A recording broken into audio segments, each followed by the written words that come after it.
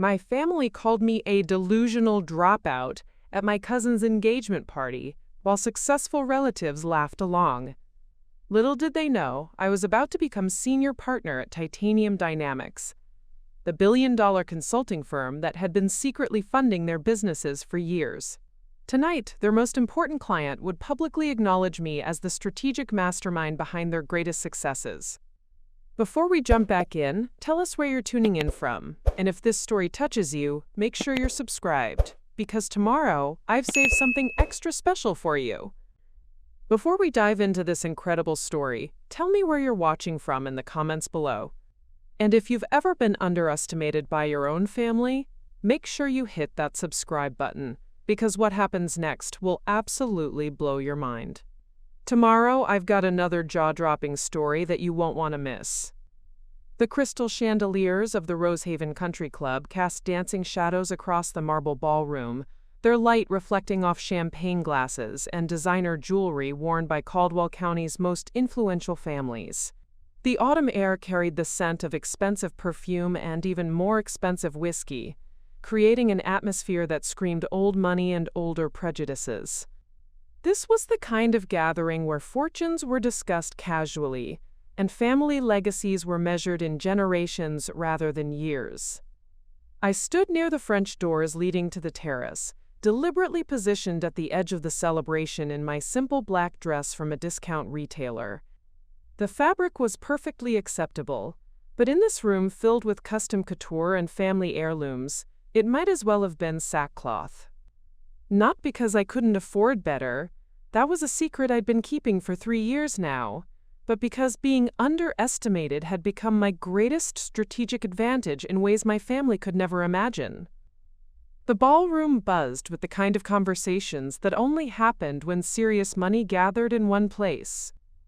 Real estate moguls discussed million-dollar developments over appetizers.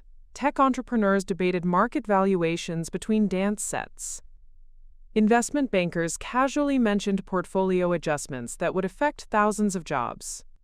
This was my family's world, a carefully orchestrated theater where success was performed as much as achieved, where reputation mattered more than reality, and where being associated with failure could destroy decades of carefully cultivated social standing. At the center of it all stood my cousin Penelope Ashford, radiant in her engagement glow and a wedding dress that cost more than most people's annual salaries.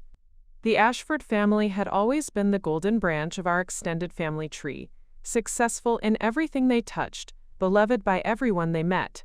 Penelope's engagement to Harrison Blackthorne III, heir to a shipping fortune and city council member, was being celebrated as the merger of two powerful dynasties rather than simply a love story. The receiving lines stretched across half the ballroom as relatives, business associates, and social climbers waited their turn to offer congratulations and perhaps secure a moment of influence with families whose approval could open doors throughout the region. Everyone wanted to be seen at this gathering, to be photographed with the right people, to be remembered as someone who belonged in these circles of power and privilege. My family had always been masters of this social choreography. Great-grandfather Ashford had built the family fortune in timber during the early 1900s, establishing traditions of business acumen and community leadership that each generation had maintained and expanded. My parents, Robert and Catherine Ashford, had seamlessly transitioned from old timber money into modern real estate development, their company responsible for transforming downtown Millbrook Heights from a struggling industrial district into a thriving commercial center. My siblings had followed expected paths with predictable success. My older brother James was a prominent cardiovascular surgeon whose patient roster read like a who's who of regional leadership. My younger sister Amanda had married into pharmaceutical money and now sat on the boards of 3 different charitable foundations. Even my cousins had achieved the kind of accomplishments that made holiday newsletters sound like business magazine profiles. And then there was me, Natalie Ashford, aged 28, the family disappointment who had somehow failed to convert an expensive education and every possible advantage into anything resembling traditional success. At least, that was the story everyone had been telling for the past 3 years, ever since I'd made the decision that branded me as the black sheep of one of Caldwell County's most respected families. The official family narrative was both simple and devastating. I had graduated summa cum laude from Whitmore University with a degree in business strategy, secured a prestigious position at Henderson and Associates consulting firm, and then inexplicably walked away from it all after just 18 months. No explanation that made sense to anyone. No clear plan for what would come next. Just a sudden departure that left family members scrambling to explain why their formerly promising daughter and niece had apparently suffered some sort of professional breakdown. What followed, according to family legend, was a descent into the kind of aimless existence that successful families whispered about in cautionary terms.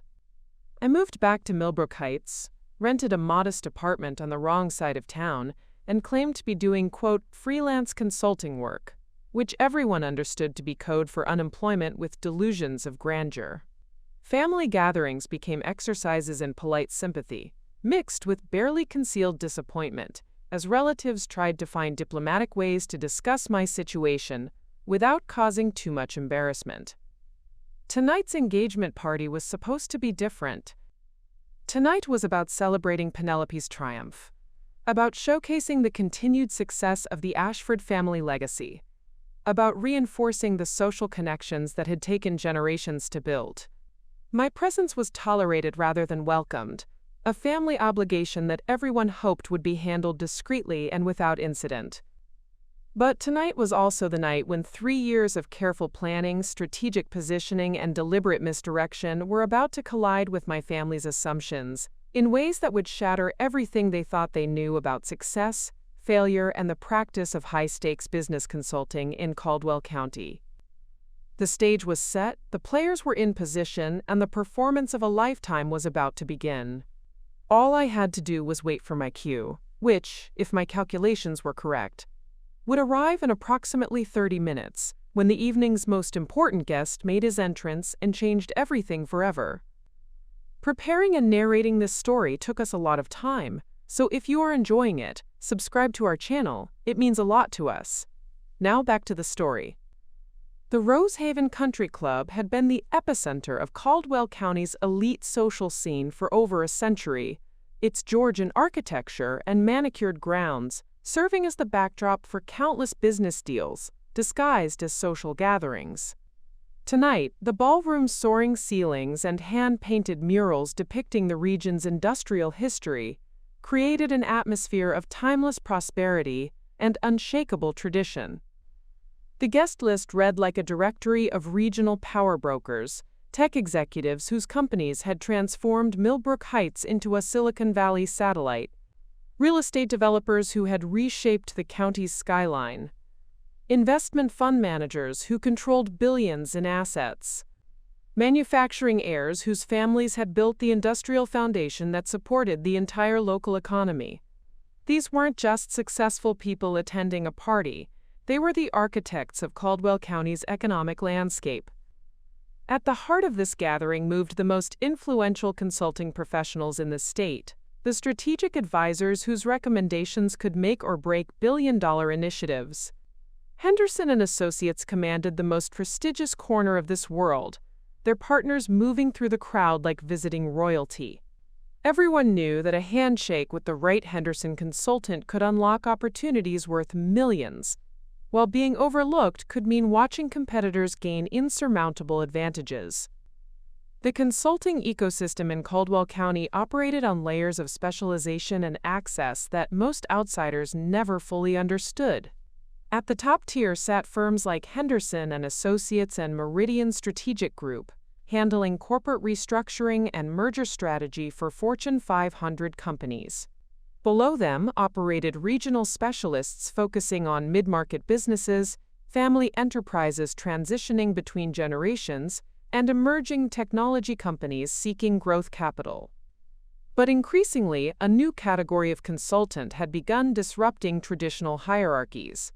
Independent strategists who work directly with C-suite executives, bypassing traditional firm structures to provide highly specialized expertise.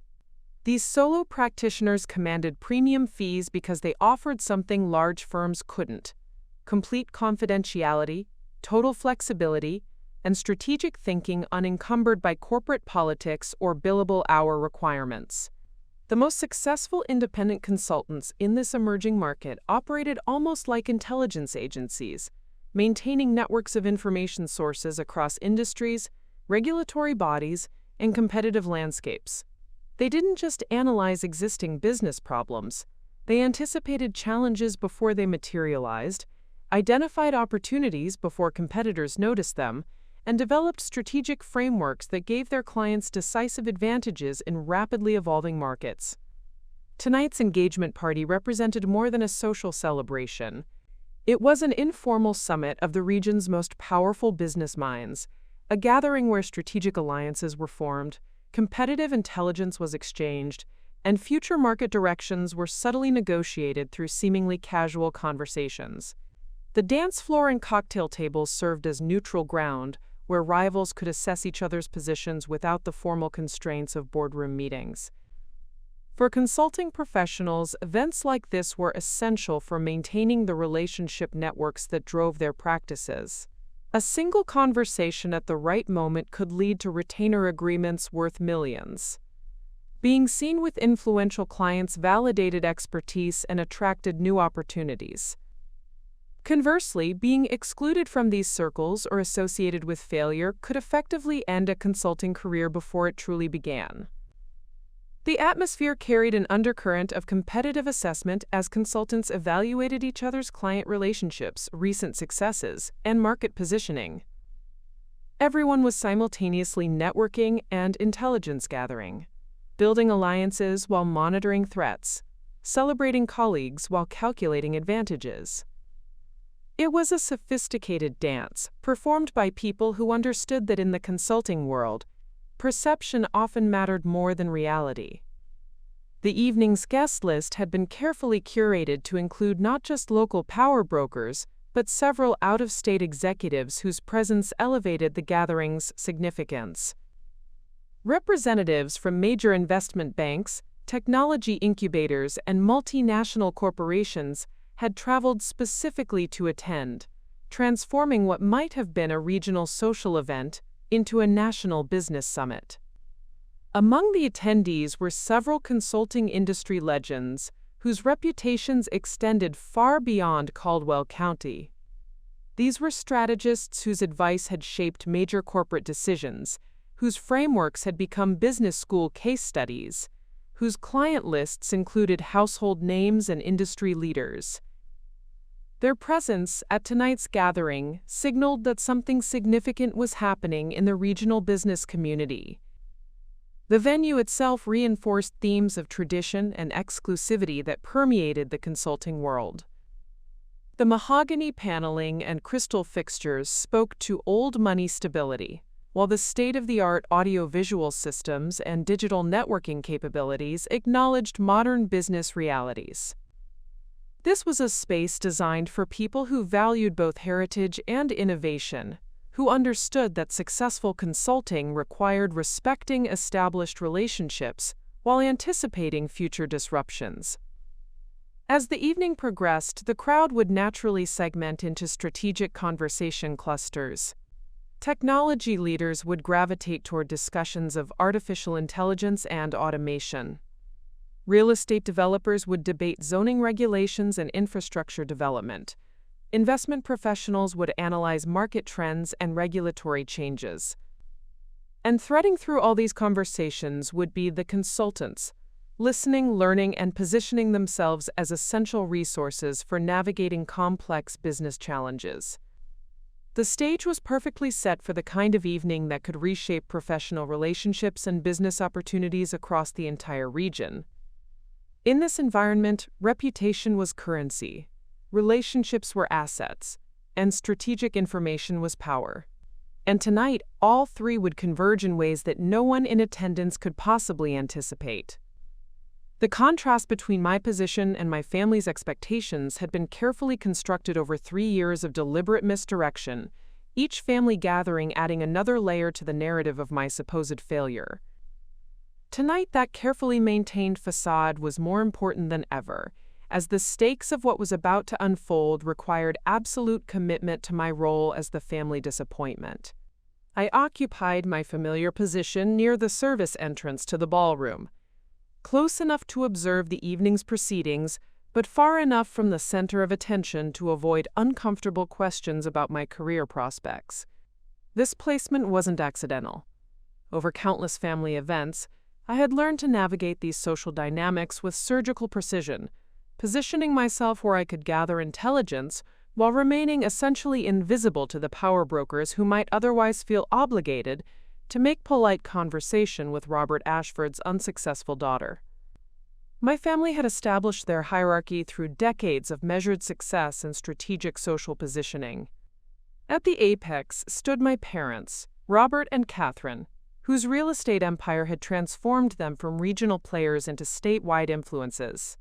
Their development projects had reshaped 3 major cities, and their political connections reached from city councils to the governor's mansion.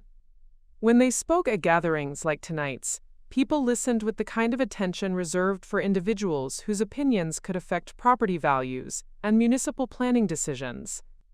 My brother James commanded respect in an entirely different sphere, his surgical practice having saved the lives of several attendees' family members over the past decade. His reputation extended beyond mere medical competence into the realm of social necessity. In a community where everyone knew everyone, having the region's most skilled cardiovascular surgeon as a family member was both a point of pride and a form of insurance. James moved through these gatherings with the quiet confidence of someone whose expertise was universally acknowledged and desperately needed. Amanda had chosen a different path to influence, marrying into the pharmaceutical fortune of the Worthington family and leveraging that connection into a network of charitable board positions that gave her significant social capital. Her approach was more subtle than direct business success, but equally effective in this environment where community leadership and philanthropic involvement often mattered more than pure wealth accumulation. She understood that being seen as someone who cared about the community's welfare was just as valuable as being known for business acumen. And then there was me, the cautionary tale that made everyone else's achievements shine brighter by comparison. The narrative of my failure had been constructed through a careful combination of partial truths and strategic omissions that painted a picture of wasted potential and poor decision-making. According to family legend, I had possessed every advantage: education, connections, initial opportunities, but had somehow managed to squander them all through a combination of idealism and impracticality. The story they told was both compelling and tragic. I had been the academic star, graduating summa cum laude, with a business strategy degree that had positioned me for immediate success. My initial placement at Henderson & Associates had been celebrated as validation of the family's commitment to excellence, proof that another generation of Ashfords was prepared to carry forward traditions of professional achievement and community leadership. But then, according to the official narrative, something had gone wrong. The pressure of high-stakes consulting had apparently been too much for my temperament. The demanding schedules, the complex client relationships, the need to make recommendations that could affect thousands of jobs. All of it had supposedly overwhelmed someone who had always been more comfortable with theoretical analysis than practical implementation. My departure from Henderson & Associates had been sudden and unexplained, at least from my family's perspective.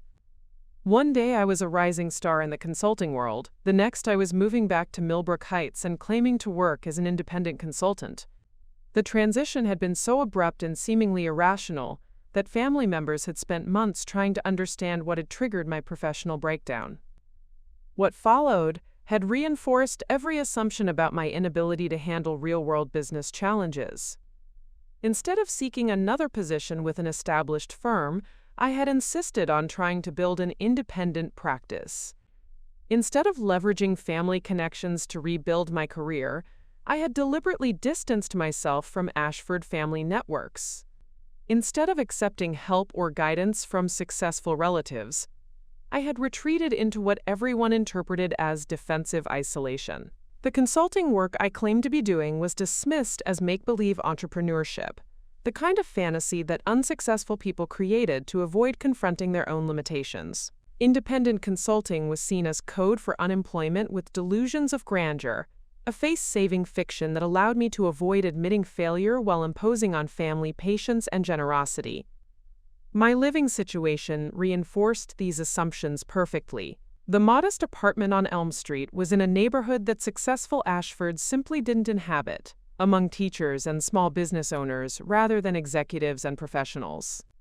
My car was reliable but unremarkable, my wardrobe functional but uninspiring, my lifestyle carefully calibrated to suggest someone making do rather than someone making strategic choices. Family gatherings had become exercises in careful management of my presence. I was included because excluding me would have created its own set of problems. But my participation was limited to roles that minimized potential embarrassment. I was seated at tables with younger cousins and family friends rather than business associates.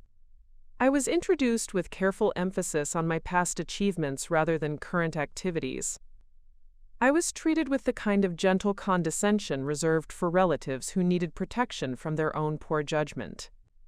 The most insidious aspect of this dynamic was how naturally it had evolved. No one had explicitly decided to marginalize me. Instead, a series of small social adjustments had gradually repositioned me from family success story to family concern. Conversations about business opportunities somehow never included me. Discussions of professional challenges were conducted without seeking my input. Strategic planning for family enterprises proceeded as though my perspective held no value. Tonight represented the culmination of this careful social choreography, with my role as family disappointment serving as the perfect backdrop against which everyone else's achievements could shine more brightly. The irony was exquisite, really. Here I sat in my discount dress, accepted as proof that not everyone could handle the pressures of serious business success, while the truth of what I had actually built remained completely invisible to people who prided themselves on their sophisticated understanding of the business world. But that invisibility was about to end in ways that would force everyone in this room to reconsider everything they thought they knew about success, strategy, and the true nature of power in the modern consulting industry. The evening's most excruciating moment arrived precisely as I had anticipated, delivered with the surgical precision that my family had perfected through years of practice. My uncle Theodore Ashford, Robert's younger brother and managing partner of Ashford Development Group, had been holding court near the champagne fountain with a cluster of potential investors when his eyes fell upon me with the unmistakable glint of someone preparing to deliver a masterclass in family dynamics disguised as casual conversation. "Gentlemen, I'd like you to meet my niece Natalie," Theodore announced with the kind of warm smile that immediately signaled trouble to anyone who knew him well. The group turned toward me with polite interest, their expressions carrying the practiced neutrality of successful businessmen who had learned to navigate family introductions at social gatherings without committing to any particular level of engagement. Among Theodore's audience stood Marcus Delacroix, CEO of Pinnacle Industries and one of the most influential manufacturing executives in the Southeast. His presence at tonight's gathering represented exactly the kind of high-level networking opportunity that made these events essential for serious business professionals. Beside him was Jonathan Riverside, a private equity partner whose fund controlled over $3 billion in assets, and David Hutchinson, whose technology consulting firm had guided digital transformations for half the Fortune 500. Natalie here represents an interesting case study in career development, Theodore continued, his tone carrying just enough concern to suggest paternal wisdom while maintaining plausible deniability about any malicious intent. She had every advantage we could provide: excellent education, family connections, even a position at Henderson and Associates that most graduates would kill for. The mention of Henderson and Associates caused a subtle shift in the group's attention. Everyone in this room knew that firm's reputation for developing the region's most successful strategic consultants. Having worked there, even briefly, should have been a credential that opened doors throughout the business community for decades to come. Marcus raised an eyebrow with genuine curiosity. Henderson and Associates has quite a reputation for identifying talent early. Their alumni network reads like a who's who of consulting leadership. Which practice group were you with, Natalie? This was the moment I had been dreading, not because the question was difficult to answer, but because my response would inevitably trigger the next phase of Theodore's carefully orchestrated humiliation. I worked in strategic planning and competitive analysis, I replied simply, keeping my voice neutral and professional despite knowing what was coming next. Strategic planning at Henderson, Jonathan nodded approvingly. That's serious responsibility. They don't put junior consultants on strategic work unless they see real potential. What kind of client portfolios were you managing? Theodore's smile widened with the satisfaction of someone watching a perfectly executed plan unfold. Well, that's where the story gets interesting. Natalie was indeed showing promise initially, but she discovered that the consulting world requires a certain temperament that not everyone possesses. The pressure, the client demands, the need to make recommendations that affect real businesses with real consequences. It all proved to be somewhat overwhelming. The word overwhelming hung in the air like a physical presence, immediately reframing the entire conversation. Where moments before I had been introduced as someone with legitimate consulting credentials, now I was being repositioned as someone who had failed under pressure, who had cracked when faced with the demands of serious professional responsibility. David leaned forward with the kind of sympathetic interest that successful people often displayed when discussing others' failures. The consulting world can be brutal, especially for someone straight out of university. The learning curve is steep, and client expectations don't adjust for experience levels. How long were you with Henderson before you decided to make a change? 18 months, I answered, watching Theodore's expression as he prepared to deliver what he clearly considered the devastating blow to any remaining credibility I might have possessed in this conversation. 18 months, Theodore repeated with theatrical sadness, and then one day, without any real explanation, she simply walked away. No transition plan, no discussion with family about alternative career paths. No apparent recognition of the opportunities she was abandoning. Just gone. Marcus exchanged glances with Jonathan, both men clearly processing this information through the lens of their own experiences managing high-potential employees who had failed to meet expectations. In their world, talented people who left prestigious positions without clear advancement opportunities were either pursuing better offers or running from problems they couldn't handle. That must have been a difficult decision, Jonathan offered diplomatically. Henderson and Associates isn't the kind of place you leave lightly. Was it a matter of finding a better cultural fit elsewhere? Or were there specific aspects of the work that didn't align with your interests? This was the trap, perfectly constructed and expertly delivered. Any answer I gave would either contradict Theodore's narrative of failure or confirm my inability to handle professional pressure. If I claimed to have left for better opportunities, the obvious question would be what those opportunities were, and my current situation hardly suggested career advancement. If I acknowledged that the work had been challenging, I would be confirming everyone's growing suspicion that I had been overwhelmed by responsibilities beyond my capabilities.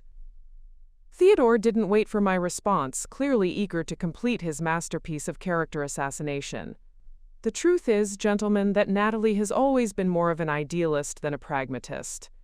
She had some very romantic notions about what consulting work would involve: helping businesses solve problems, developing innovative strategies, making a positive impact. But the reality of client service, billable hours, and competitive pressure turned out to be quite different from what she had imagined. David nodded knowingly, his expression suggesting someone who had encountered similar situations throughout his career. Academic excellence doesn't always translate to client-facing success. Some people are brilliant analysts but struggle with the interpersonal dynamics of consulting relationships. Exactly, Theodore agreed enthusiastically. And rather than adapting to professional realities, or seeking guidance from more experienced colleagues, Natalie chose to retreat into what she calls independent consulting work. She's been trying to build some sort of freelance practice for the past 3 years, though I suspect the financial realities are becoming increasingly apparent. The devastating effectiveness of this character assassination lay in its fundamental plausibility. Everything Theodore was saying contained enough truth to be believable, while completely misrepresenting the actual circumstances of my departure from Henderson and Associates and the nature of my subsequent work. I had indeed left suddenly, I was indeed working independently, and I did indeed live modestly compared to family expectations. Marcus was studying me with the clinical assessment of someone trying to determine whether I represented a networking opportunity or a social obligation. Independent consulting can be challenging to establish, especially without the infrastructure and client relationships that larger firms provide. What kind of practice are you trying to build? The question was clearly intended as a kindness, an opportunity for me to salvage some dignity from Theodore's demolition by describing whatever small-scale consulting work I was actually doing. In this context, any answer I gave would sound defensive and modest compared to the billion-dollar client relationships these men managed on a daily basis. I focus on strategic analysis and competitive intelligence, I replied carefully, keeping my response truthful while avoiding details that might accidentally reveal information I wasn't ready to disclose. Primarily working with mid-market companies that need specialized expertise but don't require full-time consulting support. Theodore's expression was pure triumph as he prepared to deliver what he clearly considered the final blow. Mid-market companies, he repeated with gentle condescension. Of course, that's a polite way of describing small businesses that can't afford real consulting fees. Local restaurants needing help with business plans, family companies trying to modernize their operations, that sort of thing. The group's sympathy was now tinged with embarrassment, as they realized they were witnessing a family member's professional failure being dissected in public. This was exactly the kind of awkward social situation that successful businessmen spent considerable effort avoiding. Yet here they were, trapped in a conversation that had evolved from networking opportunity to uncomfortable family drama. The humiliation that Theodore had so masterfully orchestrated was about to deepen as other family members, sensing an opportunity to reinforce the established narrative while demonstrating their own superior judgment, began adding their voices to the growing chorus of concern about my career trajectory. What had started as a simple introduction was evolving into a comprehensive family intervention disguised as casual conversation. My Aunt Patricia, Theodore's wife and a successful real estate broker in her own right, materialized beside the group with the impeccable timing of someone who had been monitoring the conversation from across the room. Her arrival brought with it an additional layer of authority, as Patricia was widely respected throughout Caldwell County for her ability to navigate complex property transactions and her reputation for practical wisdom in business matters. I couldn't help but overhear you discussing consulting careers, Patricia said with a warm smile that didn't quite reach her eyes. It's such a fascinating industry, though it certainly requires a particular type of personality to succeed at the highest levels. The pressure to deliver results, manage client relationships, and maintain professional credibility. It's not for everyone. Jonathan shifted slightly, clearly recognizing that he was about to witness another layer of family dynamics that went far beyond simple career discussion. The successful businessmen in this circle had all navigated their own family challenges and professional setbacks, but there was something particularly uncomfortable about watching someone's professional competence being systematically dismantled by their own relatives in such a public forum. Patricia raises an excellent point, Theodore continued, clearly delighted to have reinforcement for his narrative. The consulting industry has become incredibly competitive over the past decade. Clients expect immediate results, innovative solutions, and consultants who can operate at the C-suite level from day one. The margin for error has essentially disappeared. My cousin Harrison, Penelope's fiancé and the evening's guest of honor, had approached the group during this exchange, drawn perhaps by curiosity about the serious conversation taking place during what was supposed to be a celebration. His presence added another dimension to the gathering, as Harrison's family controlled significant shipping and logistics operations throughout the Southeast, making him exactly the kind of potential client that serious consultants would eagerly court. "Are you discussing the challenges facing young professionals in consulting?" Harrison asked with genuine interest. "My family's companies work with several major firms, and we've noticed significant changes in the industry over the past few years. Client expectations have definitely intensified." David nodded emphatically, grateful for an opportunity to shift the conversation toward broader industry analysis rather than continuing to focus on my personal career difficulties. The democratization of information has completely changed client sophistication. 20 years ago, consultants could succeed by simply having access to better data or analytical frameworks. Now clients have access to the same information, so consultants need to provide genuine strategic insight rather than just superior research capabilities. Exactly the kind of evolution that makes independent consulting particularly challenging, Patricia observed with practiced sympathy. Large firms have the resources to invest in cutting-edge analytical tools, extensive industry databases, and teams of specialists who can collaborate on complex problems. Independent practitioners, no matter how talented, simply can't compete with that level of infrastructure support.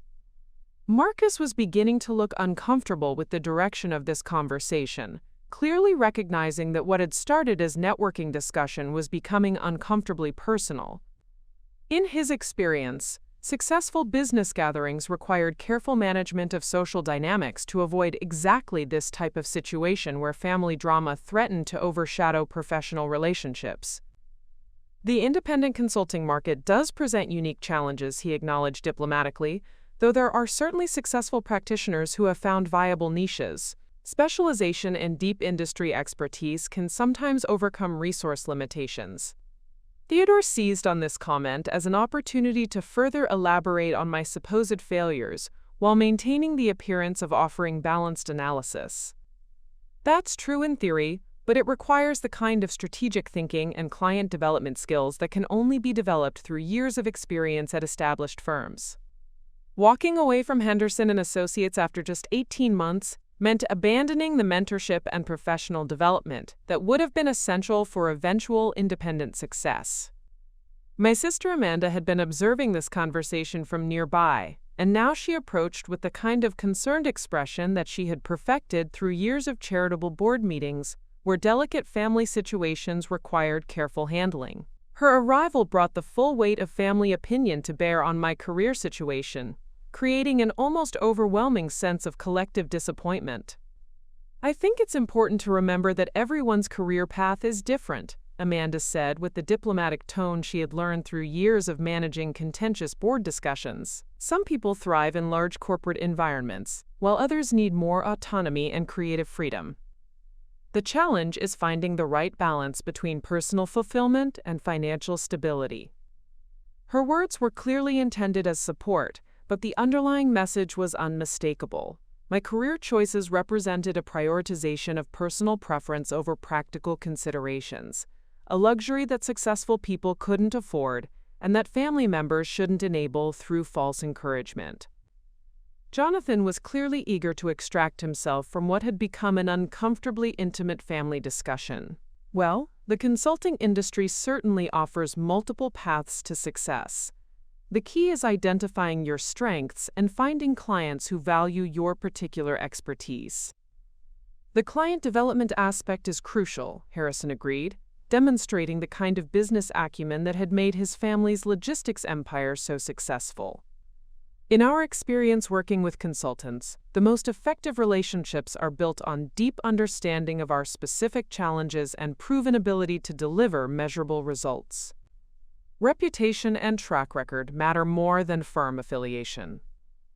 This comment created a momentary opening in the conversation, an opportunity for me to potentially demonstrate some knowledge or insight that might salvage a portion of my credibility with this group. But Theodore was clearly determined to prevent any such recovery, moving quickly to reinforce his narrative before I could capitalize on Harrison's more balanced assessment. Track record is indeed essential, Theodore agreed with enthusiasm, which brings us back to the fundamental challenge facing independent consultants without established client portfolios. Building that initial credibility requires either exceptional networking capabilities or some form of competitive advantage that larger firms can't replicate. The implication was clear. I possessed neither the networking skills nor the competitive advantages necessary for independent success, making my career choice appear increasingly naive with each passing moment of this conversation. My father Robert had been observing this discussion from across the room, and now he approached with the kind of measured expression that suggested careful consideration of family reputation management. His presence immediately elevated the significance of this gathering, as everyone in attendance understood that Robert Ashford's opinion on business matters carried considerable weight throughout Caldwell County.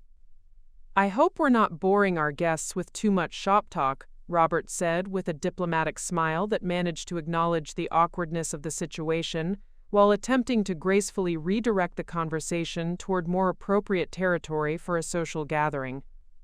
But the damage had already been done. My professional competence had been systematically dismantled in front of some of the region's most influential business leaders, creating exactly the kind of reputational damage that could affect career prospects for years to come. The narrative of my failure was now reinforced by multiple family voices and witnessed by individuals whose opinions mattered throughout the local business community. What none of them knew, however, was that this carefully orchestrated humiliation was about to backfire in ways that would fundamentally alter not just my standing within the family, but their understanding of how business success actually operated in the modern consulting landscape. What my family didn't know, what they couldn't have known because their understanding of the consulting industry remained trapped in outdated models of firm-based practice, was that I had spent the past 3 years building something that operated on completely different principles from everything they assumed about professional success.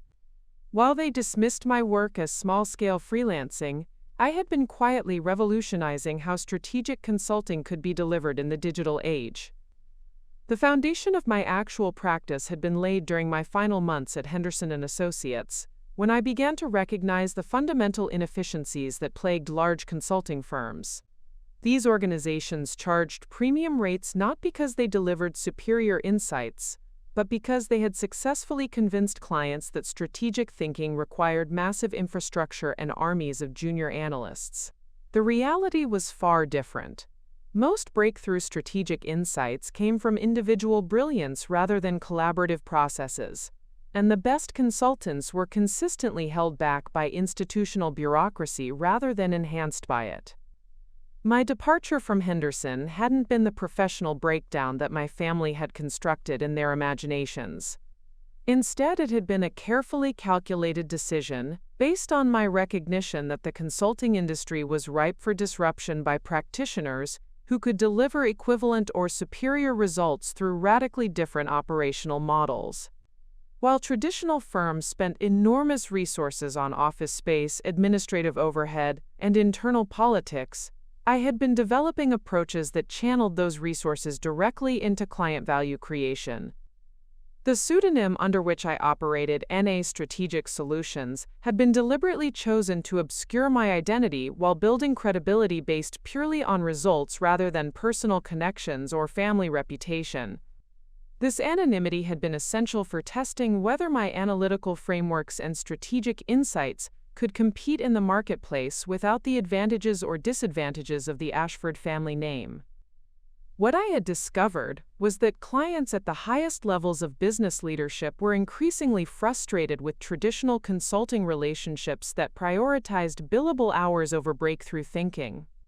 These executives were eager to work with strategic advisors who could provide genuine competitive advantages rather than elaborate reports that restated problems everyone already understood.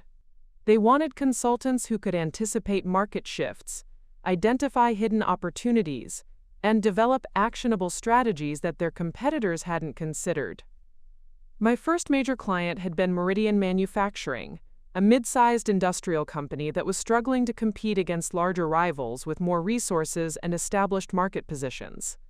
Traditional consulting firms had proposed expensive multi-year engagements focused on operational efficiency improvements that might have generated marginal cost savings.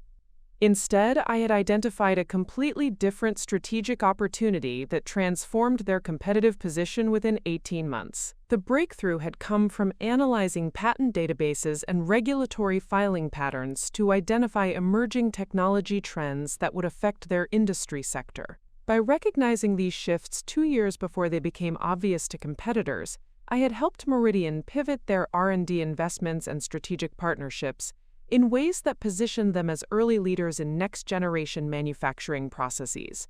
The result was a 300% increase in their market valuation and acquisition offers from Fortune 500 companies seeking access to their technological capabilities.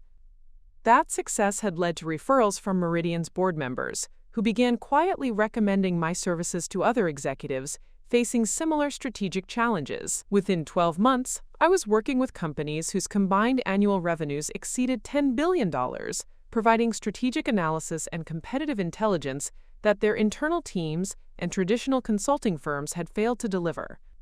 The key to my approach was understanding that most strategic challenges could be solved through superior information analysis rather than complex implementation programs. While traditional consultants spent months developing elaborate recommendations that required massive organizational changes, I focused on identifying precise strategic moves that could be executed quickly with existing resources but delivered disproportionate competitive advantages. My work with Pinnacle Industries exemplified this approach. When Marcus Delacroix's company was facing pricing pressure from international competitors, traditional consultants had recommended cost reduction programs and operational restructuring that would have taken years to implement and provided minimal competitive differentiation. Instead, I had analyzed global supply chain patterns and identified regulatory changes that would affect international competitors' cost structures within the next 18 months. By helping Pinnacle adjust their strategic positioning and partnership agreements in anticipation of these changes, we had transformed what appeared to be a defensive cost-cutting exercise into an offensive market expansion strategy. When the regulatory changes materialized exactly as predicted, Pinnacle was positioned to capture market share from competitors who were scrambling to adjust their operations, rather than fighting to maintain existing positions against superior competition.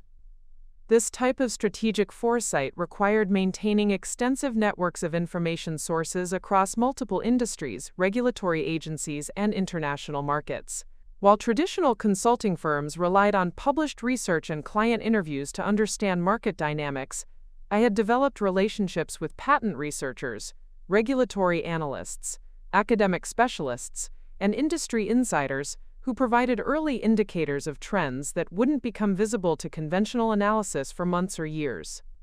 The digital tools available to independent practitioners had made this approach not just possible but superior to traditional firm-based consulting in many contexts. Cloud-based analytical platforms, artificial intelligence research assistants, and global collaboration technologies allowed me to access resources and capabilities that would have required massive infrastructure investments just a decade earlier. The result was that I could deliver strategic insights comparable to those produced by teams of consultants at a fraction of the cost and with dramatically faster turnaround times. My client roster had grown through word-of-mouth recommendations among executives who valued discretion and results over prestige and publicity. These relationships were built on trust earned through consistent delivery of strategic advantages that translated directly into improved business performance. Unlike traditional consulting arrangements that often felt like expensive education programs, my clients saw immediate returns on their investments through increased market share, improved competitive positioning, and early identification of profit opportunities. The financial results of this approach had exceeded even my most optimistic projections when I first left Henderson & Associates. My annual revenue had grown from modest beginnings to levels that surpassed what most senior partners at major consulting firms earned, while my profit margins were substantially higher because I didn't carry the overhead costs that burdened traditional practices. More importantly, my clients achieved strategic objectives that justified consulting investments through measurable business improvements, rather than hopes for future organizational development. But perhaps the most satisfying aspect of building this practice was proving that individual expertise, properly leveraged through modern technology and strategic thinking, could compete successfully against institutional resources and established market positions. The consulting industry's assumption that bigger was better had been systematically disproven through 3 years of consistently outperforming larger firms in head-to-head competitive situations. Tonight, all of this carefully constructed success was about to collide with my family's assumptions in ways that would forever change how they understood both my capabilities and the nature of modern business success. The stage was set for revelations that would make Theodore's condescending analysis appear not just wrong, but embarrassingly uninformed about the realities of contemporary strategic consulting. The scope of what I had actually accomplished while my family constructed elaborate narratives about my professional failure was staggering, even by the standards of Caldwell County's most successful business leaders. The NA Strategic Solutions client portfolio had evolved into something that resembled a shadow network of the region's most influential companies, connected not through traditional business relationships, but through their shared reliance on strategic insights that consistently delivered competitive advantages their rivals couldn't match or even understand. What had started with Meridian Manufacturing's transformation had cascaded into a series of strategic victories that fundamentally altered entire industry sectors throughout the Southeast. Each successful engagement had generated referrals to increasingly sophisticated clients facing more complex challenges, creating a virtuous cycle of reputation building that operated completely outside the traditional consulting industry's visibility. Titanium Dynamics represented the pinnacle of this evolution. When Richardson Blackthorne, Harrison's uncle and patriarch of the shipping empire, had approached me through carefully arranged introductions 18 months earlier, he hadn't been seeking traditional consulting services. Instead, he needed strategic intelligence about regulatory changes and competitive movements that could affect a planned expansion into autonomous logistics systems that would represent the largest single investment in his family's 100-year business history.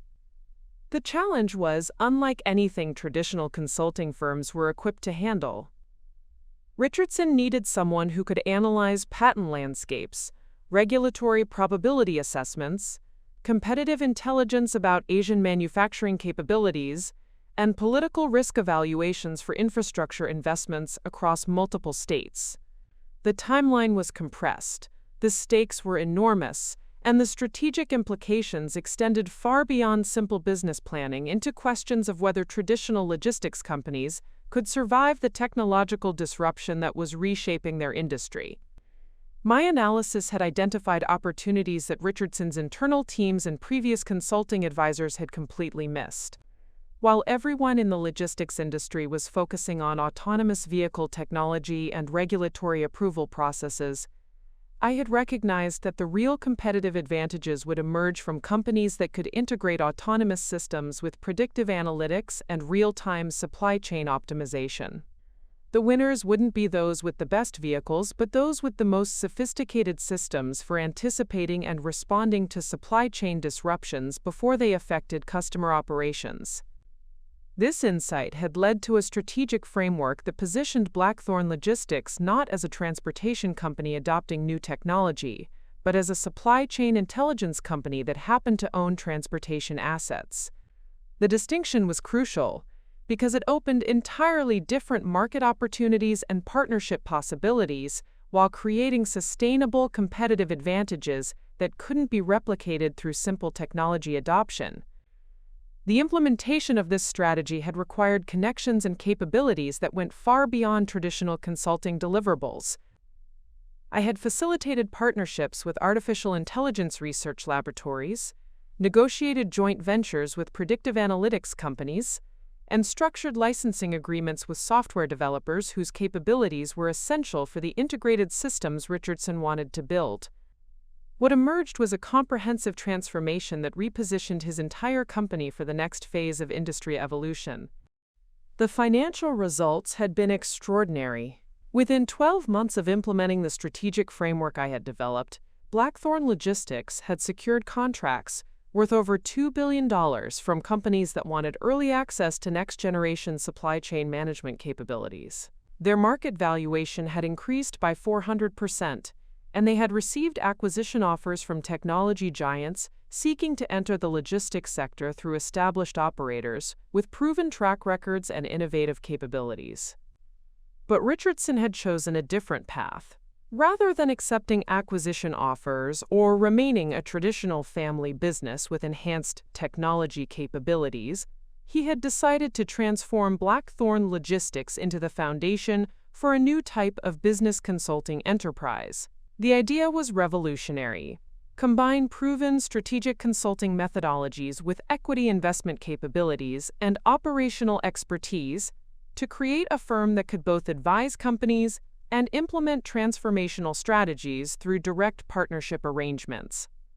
Titanium Dynamics had been born from this vision, with Richardson providing the capital infrastructure and business relationships, while I contributed the strategic methodologies and analytical frameworks that had driven the success of my independent practice. The partnership represented something entirely new in the consulting industry, a firm that could provide strategic advice, implementation support, and growth capital through a single integrated relationship, rather than requiring clients to coordinate multiple service providers with potentially conflicting interests. Our first major engagement had been with Riverside Technology, Jonathan's private equity portfolio company that was struggling to identify sustainable competitive advantages in the crowded financial technology sector. Traditional consultants had recommended market expansion strategies and product development initiatives that would have required massive capital investments with uncertain returns. Instead, we had identified regulatory arbitrage opportunities that allowed Riverside to develop financial services products in jurisdictions with more favorable regulatory environments while serving customers throughout North America. The strategy had required sophisticated legal analysis, regulatory relationship management, and technology platform development that traditional consulting firms couldn't provide through their standard service offerings. But Titanium Dynamics had been able to coordinate all aspects of the implementation while providing growth capital for the infrastructure investments required to execute the strategy successfully. The results had transformed Riverside Technology from a struggling startup into a market leader that attracted acquisition interest from major financial institutions seeking to expand their technology capabilities. Jonathan's fund had realized returns that exceeded their most optimistic projections, and the strategic framework we had developed was being adapted for other portfolio companies facing similar competitive challenges. Word of these successes had spread through carefully managed channels among the kind of business leaders who valued discretion and results over publicity and recognition. Titanium Dynamics had developed a reputation for delivering strategic transformations that traditional consulting firms couldn't match, while providing implementation support and capital resources that independent consultants couldn't offer. We occupied a unique market position that combined the intellectual capabilities of boutique consulting with the resource access of investment banking and the operational expertise of management consulting. The client roster had grown to include some of the most sophisticated business leaders in the Southeast, each one seeking strategic advantages that their existing advisors couldn't provide.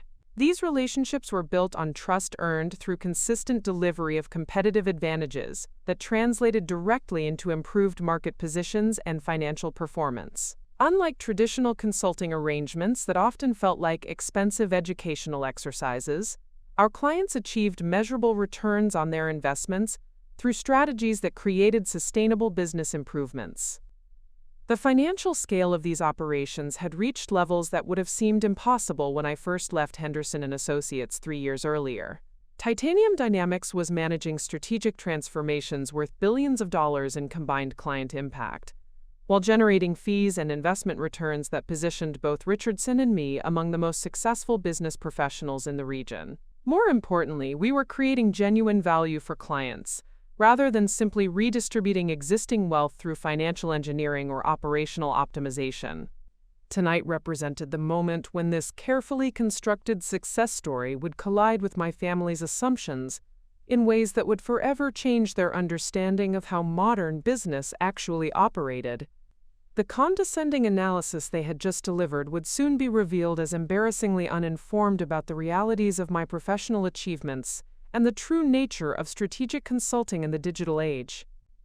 The atmosphere in the ballroom shifted with the kind of subtle energy that experienced business professionals could sense before anything visible actually changed. Conversations didn't stop, but they acquired an undertone of anticipation, as though everyone simultaneously recognized that something significant was about to happen without being able to identify exactly what that might be. The evening's carefully choreographed social dynamics were about to encounter an element that no one had anticipated. Richardson Blackthorne made his entrance with the understated authority that came from controlling a business empire worth billions, while maintaining the kind of personal humility that made other successful people feel comfortable in his presence. At 72, he moved through the world with the confidence of someone who had built something substantial and lasting, yet without the arrogance that often accompanied such achievements. His presence at tonight's gathering elevated its significance from regional social event to something approaching a business summit. What made Richardson's arrival particularly noteworthy was the timing and manner of his entrance. He hadn't been expected at Penelope's engagement party, given that his business relationships with the Ashford family were cordial but not intimate. His appearance suggested that something beyond social courtesy had motivated his attendance, creating exactly the kind of intrigue that made these gatherings memorable for reasons that extended far beyond their official purposes. Richardson's eyes swept the ballroom with the practiced assessment of someone who had spent decades reading social dynamics and identifying key relationships within complex business environments. He possessed the rare ability to enter any room and quickly identify who held real influence, who was performing influence they didn't actually possess, and who was being systematically underestimated by everyone else present. It was a skill that had served him well throughout his career and had contributed significantly to his success in building strategic partnerships that consistently delivered competitive advantages. My father Robert immediately recognized the significance of Richardson's presence and moved to greet him with the kind of respectful attention that successful business leaders showed to peers whose achievements commanded genuine admiration. The conversation that followed would be watched carefully by everyone in attendance, as business relationships at this level often had implications that extended far beyond the individuals directly involved. "Richardson, what an unexpected pleasure," Robert said with sincere warmth. "I hope everything is well with the family and the business. We don't often see you at social gatherings, so this is quite an honor." Richardson's smile carried layers of meaning that would take time to unpack. "Robert, thank you for the gracious welcome. Actually, I'm here on business as much as pleasure tonight. I've been hoping for an opportunity to have some important conversations with your family, and Penelope's celebration seemed like the perfect occasion to combine business discussion with social courtesy." The mention of business conversations immediately captured the attention of everyone within hearing distance. Richardson Blackthorne didn't attend social events to discuss casual business matters. His time was far too valuable, and his strategic focus too disciplined for social networking that didn't serve specific purposes. If he was seeking conversations with the Ashford family, it suggested opportunities or challenges that could affect multiple business relationships throughout the region. Theodore had been observing this exchange with the kind of intense interest that characterized his approach to any situation that might create networking opportunities or business development possibilities. As managing partner of Ashford Development Group, he was always alert to potential synergies between family business interests and Richardson's logistics empire, particularly given the infrastructure development projects that required sophisticated supply chain coordination. "Business conversations are always welcome," Theodore interjected with barely contained enthusiasm. "Our development projects increasingly require the kind of logistics expertise that Blackthorne companies provide. I'd be delighted to explore potential collaboration opportunities." Richardson turned toward Theodore with polite acknowledgement, but his expression suggested that the business matters he wanted to discuss operated on a different level from traditional vendor-client relationships.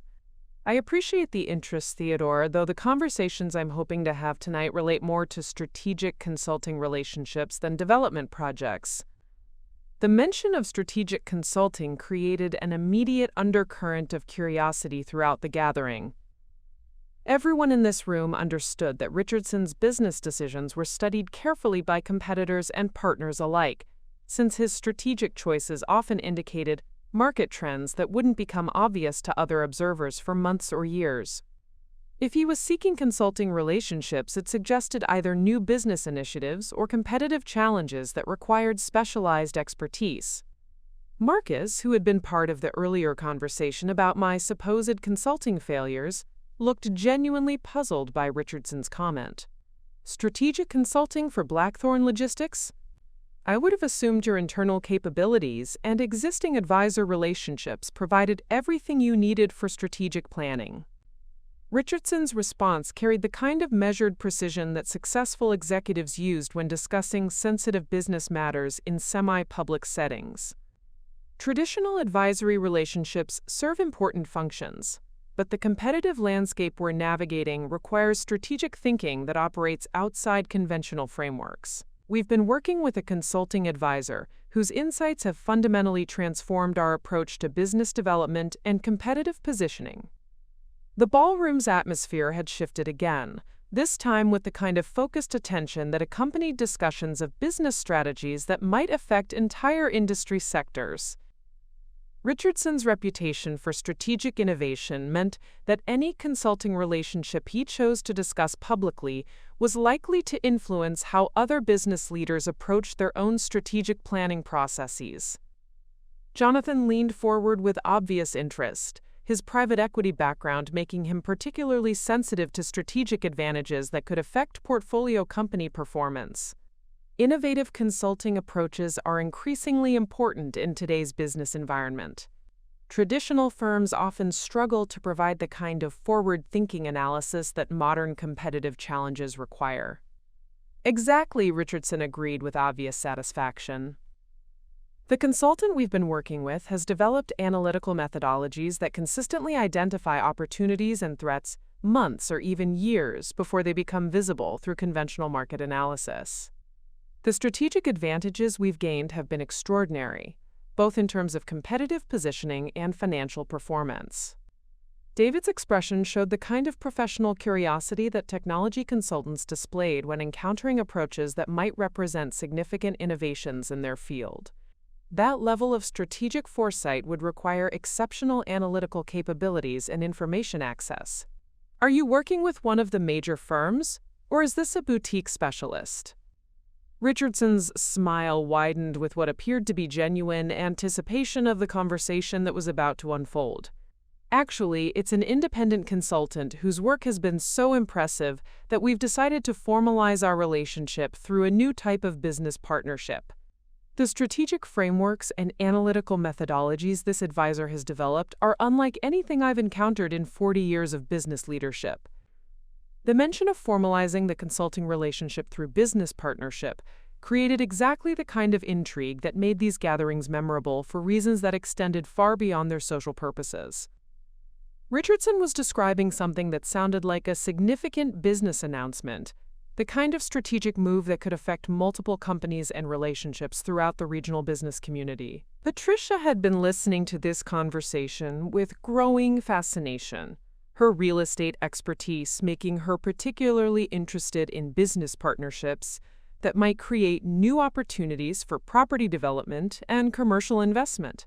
A consulting partnership sounds like an innovative approach to advisory relationships. Most successful executives prefer to maintain independence from their strategic advisors. Under normal circumstances, I would agree completely, Richardson replied. But the strategic insights and competitive advantages we've gained through this consulting relationship have been so extraordinary that we decided the traditional advisor-client model wasn't adequate for the opportunities we want to pursue together. The conversation had reached a point where everyone in the immediate vicinity was listening with complete attention, recognizing that they were witnessing what might be a significant business announcement, with implications that extended far beyond the individuals directly involved. Richardson's reputation for strategic thinking meant that any partnership decision he made publicly would be analyzed carefully by competitors and collaborators throughout the region. What none of my family members had yet realized was that this entire conversation was building toward revelations that would fundamentally alter their understanding of my professional capabilities and their assumptions about the consulting industry's operational realities. The recognition began slowly, like dawn breaking over a landscape that had been hidden in darkness. As the business leaders gathered around, Richardson started processing information that didn't align with their assumptions about the consulting industry or the evening's social dynamics. The first signs of dawning awareness appeared in Marcus's expression as his mind began connecting details that had seemed unrelated just moments earlier. "Richardson," Marcus said carefully, his voice carrying the kind of measured curiosity that characterized executives who had learned to navigate complex business relationships with diplomatic precision. "When you mention innovative analytical methodologies and strategic foresight, are you referring to the kind of work that's been generating discussion among manufacturing executives throughout the region?" The question hung in the air with particular significance because Marcus's own company, Pinnacle Industries, had benefited from strategic consulting that had transformed their competitive position in ways that industry observers were still trying to understand. The regulatory changes and market positioning strategies that had given Pinnacle decisive advantages over international competitors had been the subject of considerable speculation among business leaders who were eager to identify the source of such remarkable strategic insights. Richardson's smile carried the satisfaction of someone who recognized that the conversation was moving in exactly the direction he had intended. "I suspect we might be discussing the same analytical approaches, Marcus. The consultant we've been working with has developed methodologies for anticipating regulatory changes and competitive movements that have proven remarkably accurate across multiple industry sectors." Jonathan's eyes sharpened with the kind of focused attention that private equity professionals displayed when encountering investment opportunities or competitive advantages that could affect portfolio performance. His fund had been working with technology companies and manufacturing firms that were all seeking strategic consulting that could provide early identification of market opportunities and competitive threats. "Are you referring to the strategic analysis that helped guide Riverside Technologies' expansion into regulatory arbitrage opportunities?" Jonathan asked with obvious interest. "Because that type of forward-thinking strategic planning has been generating considerable attention among private equity firms looking for consultants who can provide genuine competitive advantages rather than traditional market analysis." The mention of Riverside Technology created a visible shift in the group's dynamics, as several attendees recognized they were discussing consulting work that had delivered measurable results for companies they knew personally or professionally. The strategic transformation of Riverside from struggling startup to market leader had been noted throughout the investment community as an example of how innovative consulting could create sustainable competitive advantages. David was studying Richardson with the clinical assessment that technology executives used when evaluating potential partnerships or competitive threats. The Riverside technology transformation required incredibly sophisticated regulatory analysis and technology platform development. Most consulting firms wouldn't have the specialized expertise to coordinate that type of comprehensive strategic implementation. "Exactly," Richardson agreed enthusiastically. "Traditional consulting firms excel at identifying problems and developing recommendations, but they rarely possess the specialized knowledge and implementation capabilities required for the kind of transformational strategies that modern competitive challenges demand. The consultant we've been working with operates on a completely different level." Theodore had been listening to this exchange with growing unease, clearly recognizing that the consulting work being described operated at a sophistication level that made his earlier dismissal of independent consulting appear increasingly uninformed. The strategic successes Richardson was discussing represented exactly the kind of high-impact business advisory work that established consulting firms struggled to deliver consistently. "This consultant must have extraordinary credentials and industry experience to achieve results at that level," Theodore said carefully, his tone suggesting someone trying to understand how he had so completely misunderstood the consulting landscape. Are we talking about someone with decades of experience at major firms, or perhaps an academic specialist with unique expertise? Richardson's expression suggested genuine amusement at the question, as though Theodore was asking about something far more obvious than he realized. Actually, the consultant I'm describing represents exactly the kind of innovative practitioner who is revolutionizing how strategic advisory services can be delivered. Someone who recognized that traditional firm-based consulting was becoming obsolete and developed entirely new approaches to client service and strategic analysis.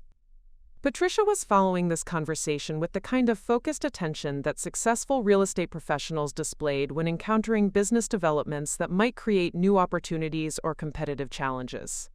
Her experience in property transactions had taught her to recognize when seemingly casual conversations were actually preliminary negotiations or strategic announcements. This sounds like you're describing a consulting relationship that has evolved beyond traditional advisory arrangements, Patricia observed with obvious curiosity. Are you suggesting that this consultant has become a strategic partner rather than simply a service provider? That's exactly what I'm suggesting, Richardson replied with obvious satisfaction.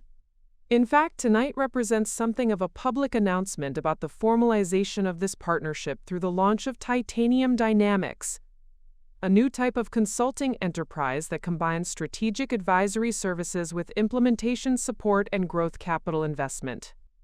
The mention of Titanium Dynamics created an immediate buzz of recognition among several attendees who had heard rumors about a new consulting firm that was attracting attention from sophisticated business leaders throughout the Southeast. The name had been mentioned in carefully guarded conversations among executives who were seeking strategic advantages that traditional consulting firms couldn't provide. Harrison, whose family's logistics operations had given him exposure to innovative business strategies throughout multiple industry sectors, looked genuinely intrigued by Richardson's announcement. Titanium Dynamics sounds like the kind of integrated consulting approach that could address some of the limitations we've encountered with traditional advisory relationships. Most consulting firms excel at analysis but struggle with implementation support. Precisely, Richardson agreed. Titanium Dynamics was designed to eliminate the gap between strategic recommendations and practical implementation by combining analytical expertise with operational capabilities and financial resources. Our first major engagements have demonstrated that this integrated approach can deliver competitive advantages that traditional consulting models simply cannot match. Marcus was processing this information through the lens of his own company's recent strategic successes, clearly beginning to recognize connections that hadn't been obvious before Richardson's announcement. This integrated consulting approach sounds remarkably similar to the strategic support that transformed Pinnacle's competitive position. Are you suggesting that Titanium Dynamics was involved in that transformation? I'm suggesting more than involvement, Richardson replied with obvious pride. Titanium Dynamics was founded by the consultant who developed the strategic frameworks that delivered those extraordinary results for Pinnacle Industries, Riverside Technology, and several other companies whose competitive transformations have been noted throughout the regional business community. The conversation had reached a point where everyone was leaning forward with complete attention, recognizing that they were witnessing what amounted to a significant business announcement with implications that could affect consulting relationships throughout the entire region. Richardson's reputation for strategic innovation meant that any consulting partnership he chose to publicize would immediately become a subject of intense interest among business leaders seeking similar competitive advantages. But what was most remarkable about this moment was the growing recognition among the attendees that they were discussing consulting work that had been operating successfully in their immediate business environment for years without their awareness. The strategic transformations they had observed and admired were beginning to coalesce around a single consulting practice that had been building reputation and delivering results while remaining essentially invisible to traditional business networks. Jonathan was the first to voice what everyone was beginning to realize.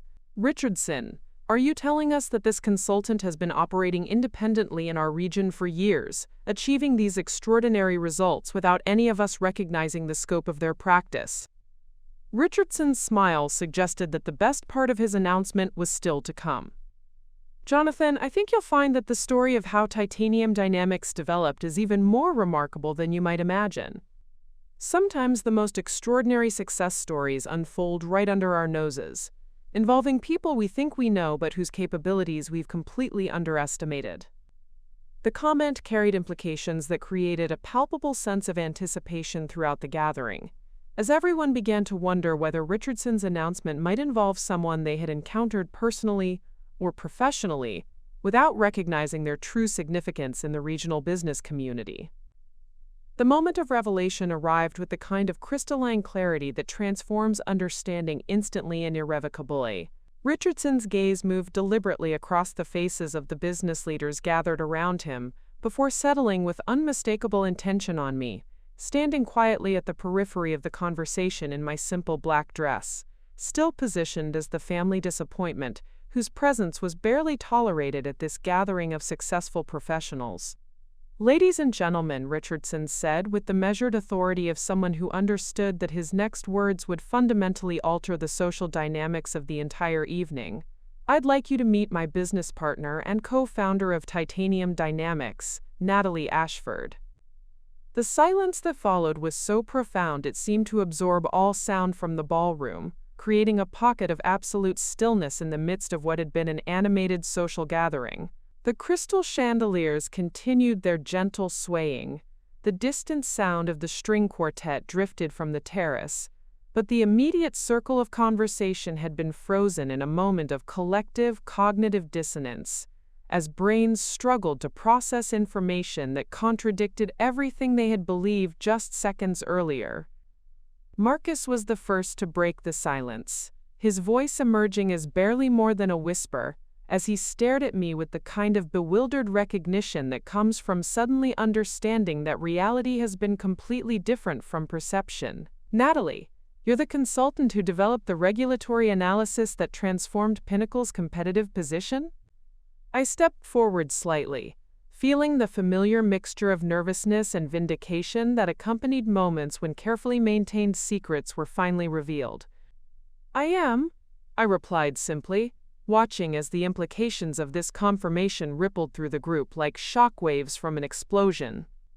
Jonathan's expressions cycled through surprise, confusion, and growing comprehension as he processed the revelation that the family member who had just been dismissed as a failed independent consultant was actually the strategic advisor whose work had generated extraordinary returns for his private equity portfolio. "Your NA Strategic Solutions? You're the consultant who designed the regulatory arbitrage strategy for Riverside Technology?"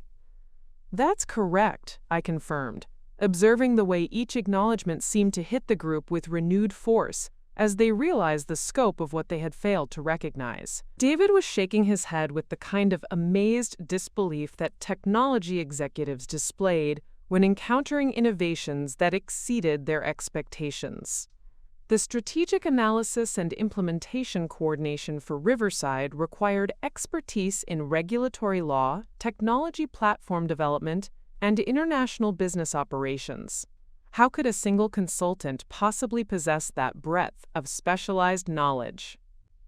Richardson stepped forward with obvious pride, clearly enjoying the opportunity to explain how traditional assumptions about consulting capabilities had been systematically proven wrong through 3 years of extraordinary results. That's exactly the kind of thinking that traditional consulting firms use to justify their inefficient organizational structures. Natalie has demonstrated that individual expertise, properly leveraged through modern analytical tools and strategic thinking, can consistently outperform large teams of specialists who lack integrated understanding of complex business challenges. Theodore stood frozen in a state of obvious shock, his confident analysis of my professional failures now revealed as embarrassingly uninformed about the realities of both my capabilities and the consulting industry's evolution. The same man who had just finished explaining to regional business leaders why I had failed as an independent consultant was now confronting evidence that I had achieved success beyond anything he had accomplished in his own career. But you said you were doing small-scale consulting work," Theodore managed, his voice carrying the strained quality of someone whose fundamental understanding of reality had just been shattered. Local businesses, basic strategic planning. I said I was working with mid-market companies that needed specialized expertise, I replied gently, choosing my words carefully to avoid unnecessary humiliation while being completely truthful. I never specified the size of those companies or the scope of the expertise they required. Patricia was studying me with the kind of clinical assessment that successful business professionals used when recalibrating their understanding of market dynamics or competitive relationships. Natalie, when you mentioned strategic analysis and competitive intelligence, you were describing work at the level Richardson is discussing? Multi-billion-dollar strategic transformations? The analytical methodologies are essentially the same regardless of client size, I explained. The difference is in the scale of implementation and the complexity of the competitive landscapes being analyzed. But yes, the work I've been doing includes the strategic transformations Richardson mentioned. Harrison was looking between Richardson and me with the expression of someone trying to solve a puzzle whose pieces had suddenly rearranged themselves into a completely different picture. Uncle Richardson, are you telling us that Natalie has been the strategic consultant behind the business successes we've been hearing about throughout the region? I'm telling you more than that, Richardson replied with obvious satisfaction. Natalie has been the driving force behind some of the most innovative strategic thinking in the Southeast.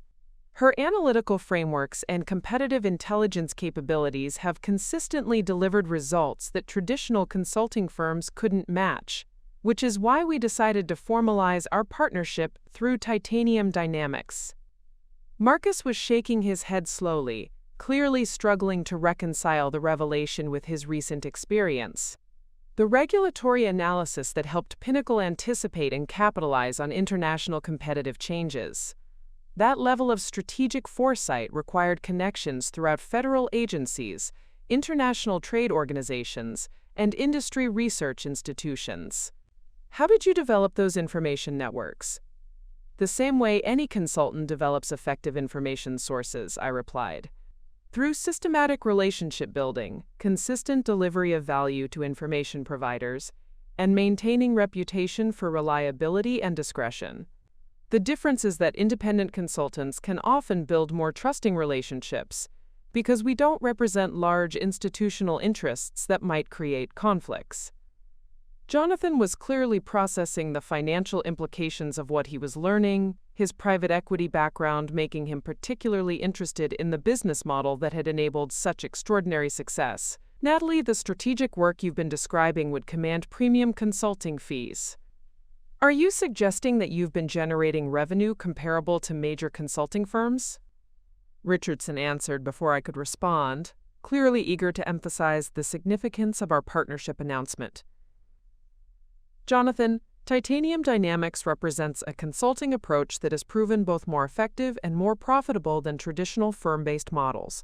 Natalie's independent practice was generating annual revenue that exceeded most senior partners at established consulting firms, while delivering client results that traditional firms struggle to match.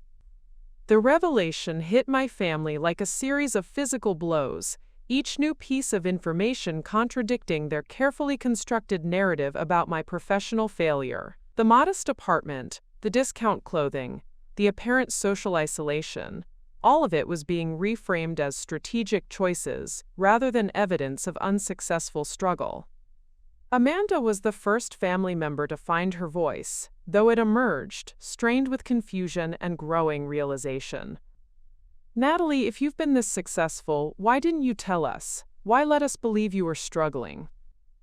Because, I replied with the patience that comes from having anticipated this question for 3 years, your belief in my failure was irrelevant to my success. I didn't need family validation to build effective client relationships or deliver strategic results. What I needed was the freedom to operate without the expectations and assumptions that come with the Ashford family name. The answer carried implications that went far beyond simple career strategy, touching on family dynamics and social assumptions that had shaped relationships for years. The evening's carefully orchestrated social hierarchies were crumbling in real time. as everyone struggled to understand how completely they had misunderstood not just my capabilities, but the nature of success itself in the modern business environment. But the most significant revelation was still to come, as Richardson prepared to announce the full scope of what titanium dynamics represented and how it would transform consulting relationships throughout the region. The power dynamics in the ballroom underwent a complete and irreversible transformation, as the full implications of Richardson's announcement rippled through the gathering like seismic waves reshaping the landscape. What had been a comfortable social hierarchy based on established assumptions about success and failure was being systematically demolished by revelations that forced everyone to recalibrate their understanding of professional achievement and family relationships. Marcus was the first to fully grasp the business implications of what he had just learned, his manufacturing executive's mind immediately shifting from personal shock to strategic opportunity assessment. Natalie, if titanium dynamics represents the formalization of the consulting approach that delivered those extraordinary results for Pinnacle, then I need to understand what this means for our ongoing strategic planning initiatives. The transformation in his tone was remarkable. Where minutes earlier he had been listening politely to Theodore's condescending analysis of my supposed consulting failures, he was now addressing me with the kind of respectful attention that successful executives reserved for advisors whose expertise could significantly impact their competitive positioning. Marcus, I replied with the professional composure that I had maintained throughout 3 years of family humiliation. Titanium Dynamics will continue providing the same analytical methodologies and strategic frameworks that delivered your competitive advantages, but with enhanced implementation support and capital resources through our partnership with Richardson's infrastructure capabilities. Jonathan was processing this information through the lens of portfolio management strategy, clearly recognizing that access to the kind of consulting capabilities Richardson was describing could provide decisive advantages for his investment decisions. The integrated approach you're describing, strategic analysis combined with implementation support and growth capital, that could transform how private equity firms approach value creation in portfolio companies. That's exactly the opportunity we're pursuing, Richardson confirmed with obvious enthusiasm. Traditional consulting relationships require clients to coordinate multiple service providers with potentially conflicting interests. Titanium Dynamics eliminates those coordination challenges by providing strategic advice, implementation capabilities, and financial resources through a single integrated partnership. David was studying both Richardson and me with the focused attention that technology executives displayed when encountering business innovations that could disrupt established industry practices. This integrated consulting model could fundamentally alter competitive dynamics throughout multiple industry sectors. If you can consistently deliver the kind of strategic advantages you've described while providing implementation support, traditional consulting firms will struggle to compete.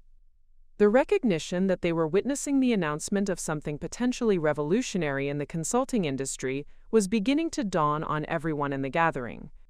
This wasn't simply a business partnership between two successful professionals. It was the formalization of an approach that had already proven capable of delivering competitive advantages that traditional consulting models couldn't match. Theodore stood completely motionless, his confident demeanor replaced by the hollow expression of someone whose understanding of reality had been systematically demolished. The professional analysis he had delivered with such authority just minutes earlier was now revealed as embarrassingly uninformed about both the consulting industry's evolution and his own niece's capabilities.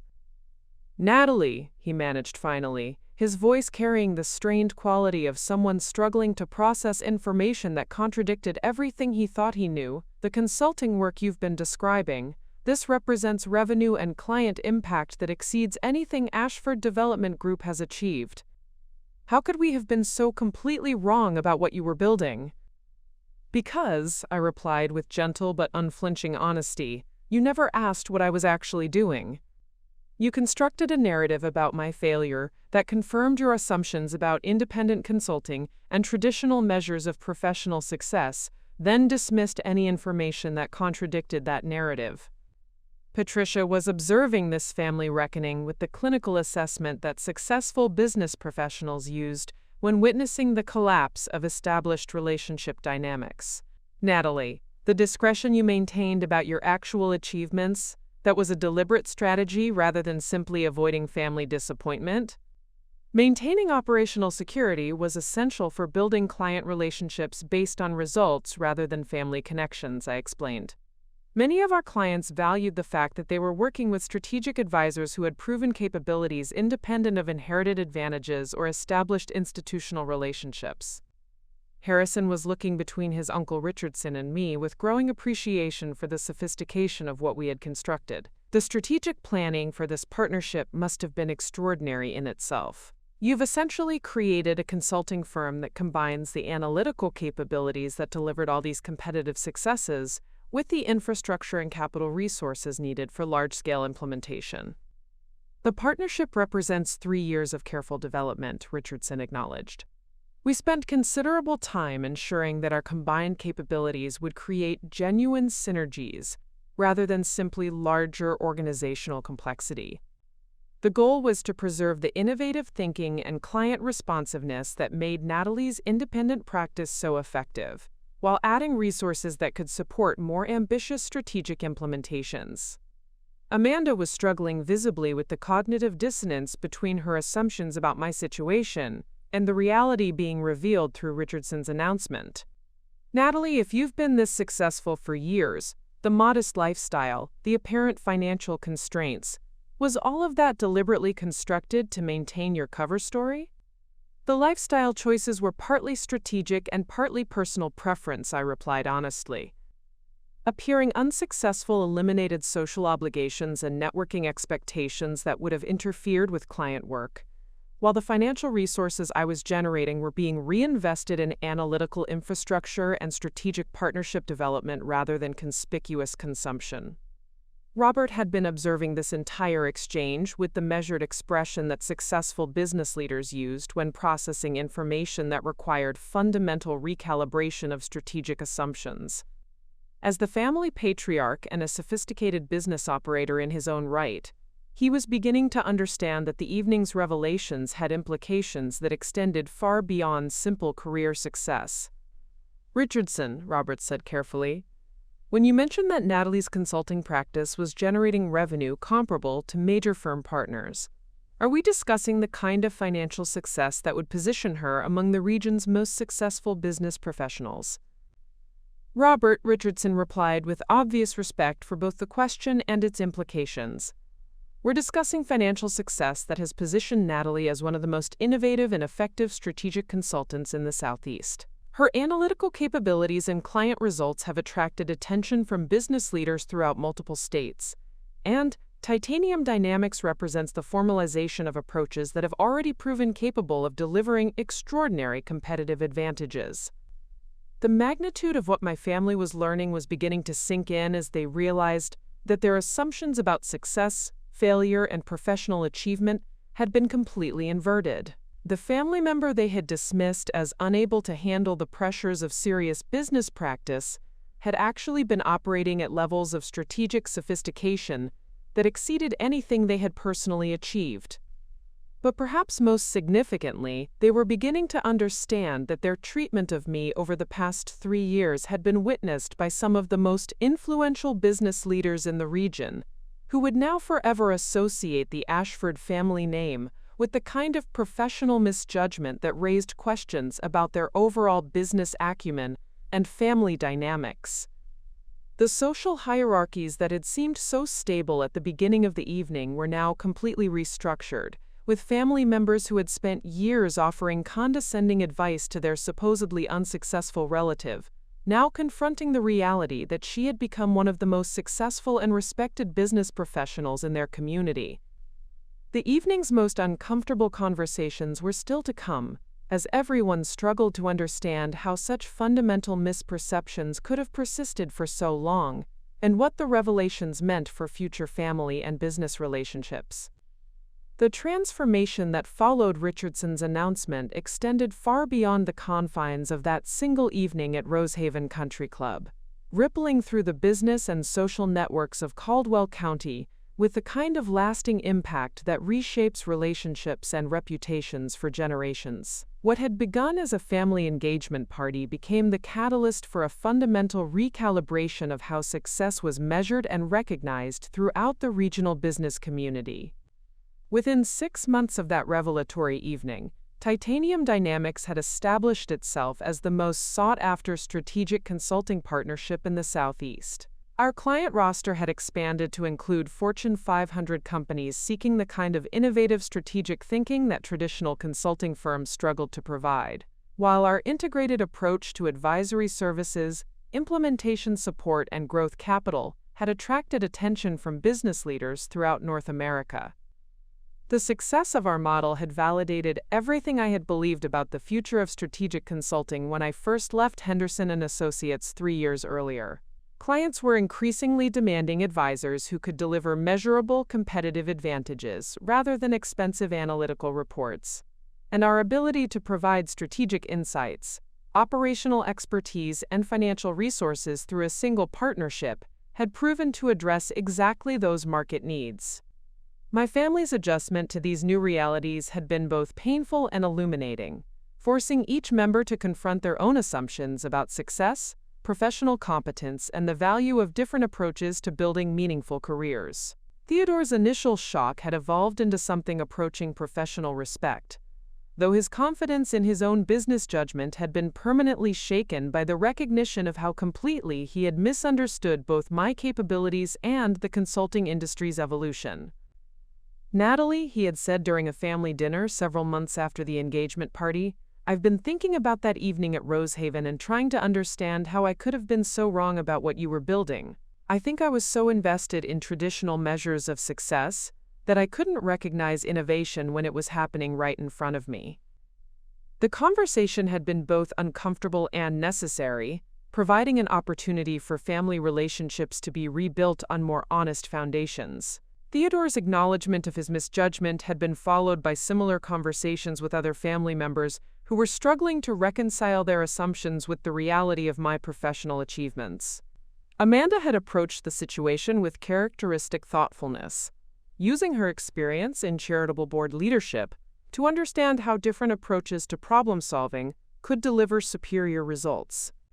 "What I find most remarkable," she had observed, "is that you were solving the same strategic challenges that traditional consultants address, but through methodologies that were fundamentally more effective and efficient. It makes me wonder how many other industries are ripe for similar innovations." My parents had processed the revelations with the kind of measured analysis that had made them successful in their own business endeavors. Robert had eventually acknowledged that my approach to building a consulting practice had demonstrated exactly the kind of strategic thinking and independent judgment that he had always hoped to instill in his children, even though the path I had chosen looked nothing like what he had envisioned.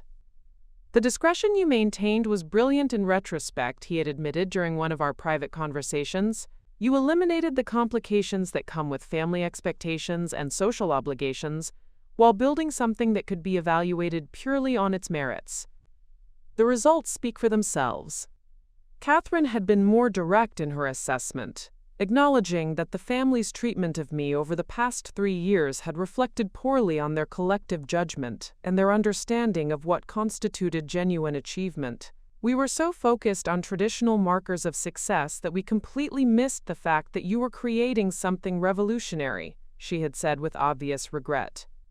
The broader business community's response to the Titanium Dynamics announcement had been equally transformative, with established consulting firms scrambling to understand how they had failed to recognize the emergence of such a sophisticated competitor in their market. Henderson & Associates had been particularly affected, as their former junior associate's extraordinary success had raised uncomfortable questions about their talent development and client service approaches. Several of my former colleagues had reached out privately to understand how I had achieved such remarkable results through independent practice, leading to conversations about the limitations of traditional firm structures and the opportunities available to consultants who were willing to challenge conventional approaches to client service and strategic analysis. The validation I had received from Richardson's partnership offer and the subsequent success of Titanium Dynamics had been professionally satisfying, but the most meaningful transformation had been in my family relationships. The 3 years of carefully maintained distance had given way to genuine respect and curiosity about my work, with family members seeking my perspectives on their own business challenges and strategic decisions. Penelope's wedding 6 months later had provided another opportunity to observe how completely the family dynamics had shifted. Instead of being seated at the peripheral table with younger cousins, I had been positioned among the business leaders and successful professionals whose advice was valued by the family. The transformation had been so complete that several attendees who had witnessed the original engagement party revelations had commented on how remarkable it was to see family assumptions corrected so thoroughly and publicly. The most profound lesson from this entire experience had been the recognition that success could be built and sustained completely independently of family validation or social recognition. The 3 years I had spent being dismissed as a professional failure had been among the most productive and fulfilling of my career, proving that meaningful achievement was possible, even when surrounded by people who fundamentally misunderstood your capabilities and chosen path.